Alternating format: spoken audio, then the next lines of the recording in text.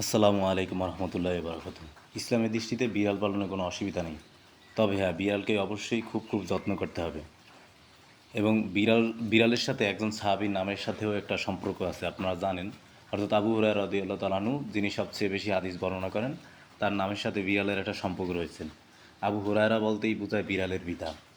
এবং বিড়ালকে যত্ন করতে হবে এই কারণে, মুসলিম শরীফে একটি হাদিস আছে যেখানে একজন মহিলাকে বিড়ালের জন্য আযাব দেওয়া হয়েছে। বিস্তারিত জানতে হলে আপনারা 5745 নম্বর হাদিসটি দেখতে পারেন। শুধু বিড়াল নয়, প্রত্যেকটি প্রাণীর প্রতি আল্লাহ এবং রসুল সাল্লাহ সাল্লাম দয়া দেখাতে বলেছেন। নবী করিম সাল্লাহ সাল্লাম এই সম্পর্কে বলেন, দয়াবন্দের উপরে দয়াময় আল্লাহ দয়া করেন। তোমরা জমিয়ে আদিবাসীদের প্রতি দয়া করো, তাহলে যিনি আসমানে আছেন তিনি তোমাদের প্রতি দয়া করবেন। সুনানে আবু দাউদের হাদিস 4941 নম্বর হাদিস। বুখারী শরীফেও একটি হাদিস আছে যেখানে সাহাবা ইকরামরা রসুল সাল্লাহ সাল্লামের কাছে প্রশ্ন করে যে, হ্যাঁ আল্লাহ রসুল, পশু পাখির মধ্যে কি আমাদের জন্য সওয়াব রয়েছে?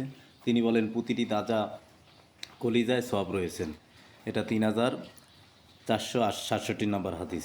এছাড়াও বলা যায় যে বর্তমান প্রেক্ষাপটে বন্ধু বন্ধুকে ছেড়ে যায়, বন্ধু বন্ধুকে টাকা পয়সার জন্য খুন করে, ভালোবাসার মানুষ ভালো অবস্থান পেলে ছেড়ে যায়, অনেক বেশি কষ্ট দেয়, মা বাবা পরকীয়ার জোরে তার সন্তানদের প্রতি অবিচার করে, মৃত্যু পর্যন্ত দেয়।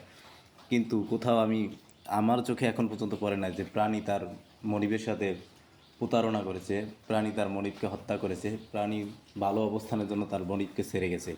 এরকমটা আমার চোখে কখনোই পড়ে না।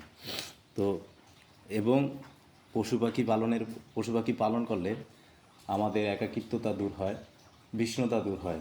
তাই সবার উচিত, যদি সম্ভব হয়, ঘরের আশেপাশে যেই পশু পাখিগুলো আছে, অবেলা পশু পাখিগুলো আছে, তাদেরকে খাবার দেওয়া, পালন করা এবং সকল পশু পাখির প্রতি দয়াবান হওয়া। আসসালামু আলাইকুম।